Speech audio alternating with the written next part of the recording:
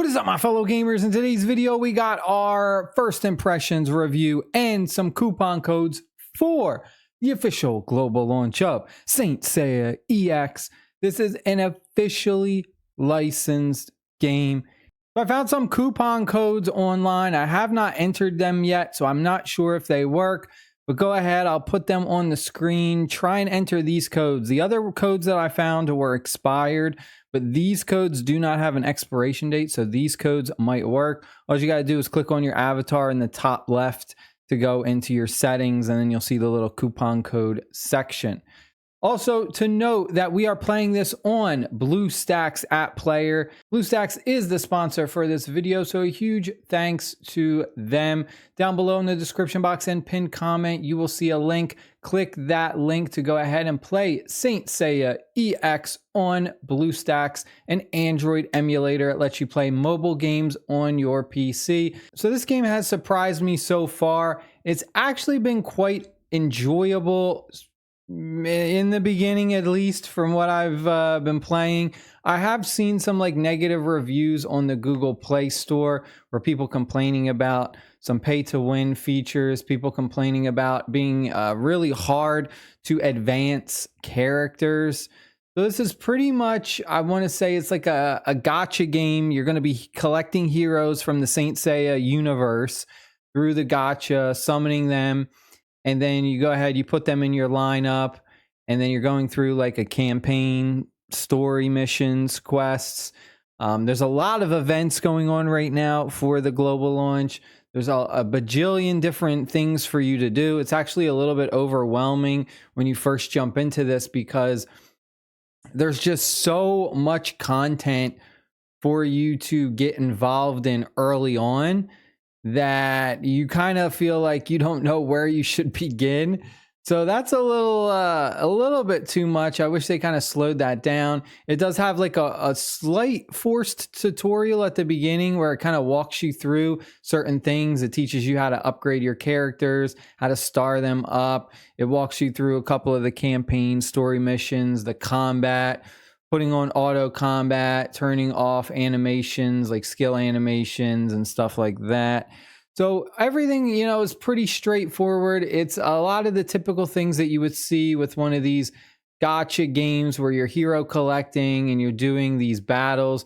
I really do actually like the gameplay, like the combat system. It's simple, but I think what's good about it is the animations and everything, the battle animations. It's nice to look at.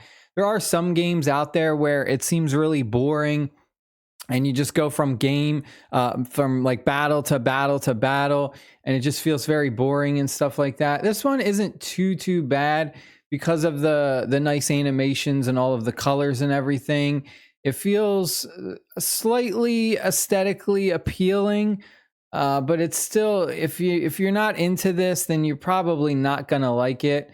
There is one point where I did get in the story campaign where you unlock the ability to skip missions, like skip battles, and when you're able to do that, it kind of feels like it defeats the purpose, but it also feels like it's trying to speed you up, because it feels like a lot of the battles are kind of a little nonsense and pointless.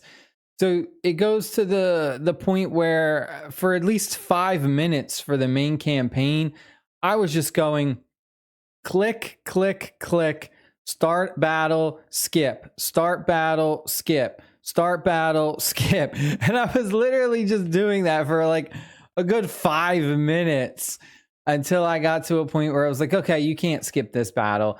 It's just, so there's like things like that where it just feels like there's too many nonsensical battles where they're just like, okay, like this is brain dead. Why? What is this? All right, like I feels pointless.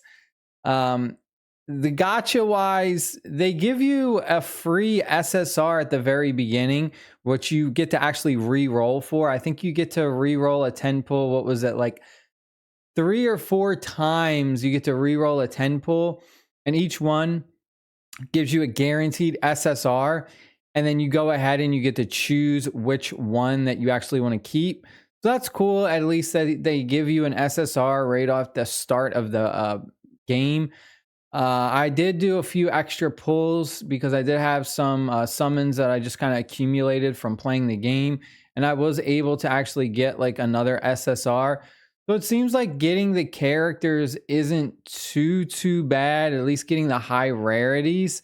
But trying to get duplicates, I think, is going to be a little bit more difficult. Trying to get like duplicate SSRs at the beginning, it gives you a lot of materials and stuff to help you star up the basically the cover character of Saint Seiya. I don't know what his name is. I'm not familiar with all the names and stuff. I know of this franchise. I've played many Saint Seiya games, but I'm not like into the characters and all that stuff.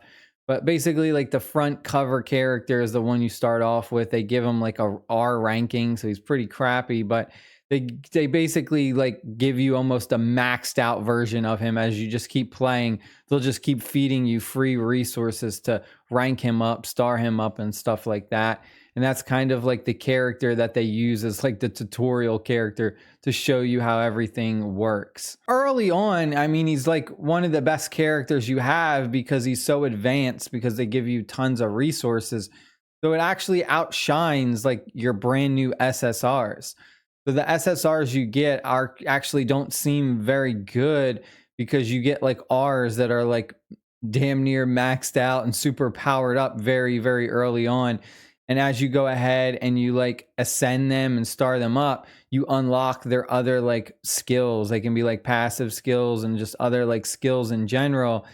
And you know, having an R character with 6 different skills compared to an SSR, it actually is quite a drastic difference. You know, having a R character with all their skills unlocked and even leveled up. The game does throw a lot of ways for you to spend money. There's a bajillion different packs that kind of pop up. There's, you know, it's really pushes the monetization quite heavy. There's your first top up pack gets you an SSR. There's like all these different like side summoning banners for other like super hard to get SSR characters. There's just a lot going on with this game, and you kind of get lost and you don't know what to do, and you just like, it just feels like a lot of the things put in this game were made to confuse players.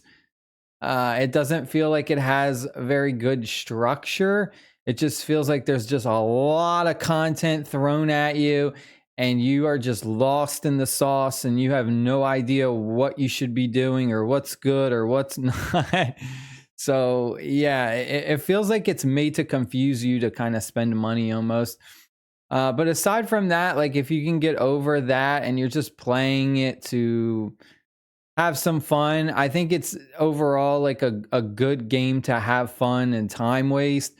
But I wouldn't like spend a bunch of money in this. I wouldn't feel like trying to be competitive in this or anything like that. If you are a fan of the Saint Seiya franchise, you'll probably enjoy this a lot more.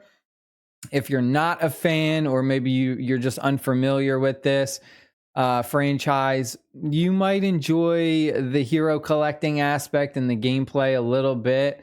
But I don't know what the end game is going to look like. So the end game could be pretty bad.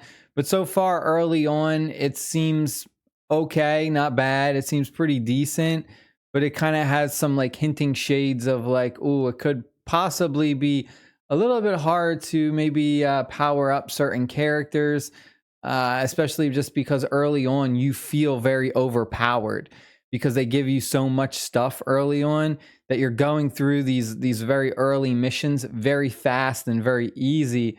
So you feel overpowered.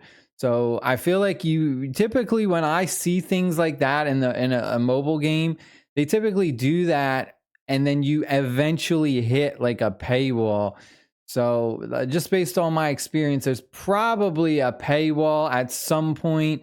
I haven't reached it yet. Maybe there isn't, but I feel like the content will get very difficult at some point, and it will definitely feel like a lot slower than your progression rate now. That is it. I hope you guys and girls enjoyed the video. Stay happy, stay safe. I'll see you later. Peace.